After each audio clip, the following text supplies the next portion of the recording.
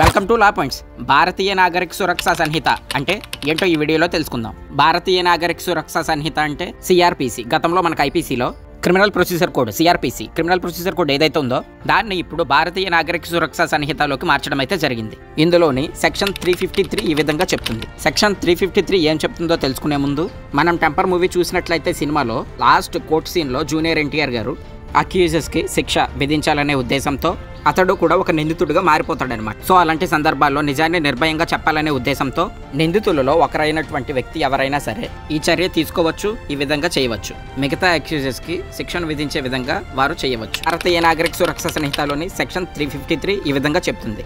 అదేవిధంగా BNS act section 101, 126, 127, 128, 129 కింద కూడా ఈ నేరాలపై ఎవరైనా సరే అక్యూజెస్లో ఒకరైనటువంటి వ్యక్తి విక్టిమ్గా మారి ఇతరులపై నేరాన్ని తోసిపుచ్చవచ్చు. లా తెలుసుకోండి. మరిన్ని లీగల్ విషయాల కోసం మన ఛానల్ వెంటనే సబ్స్క్రైబ్ చేయండి. Thank you.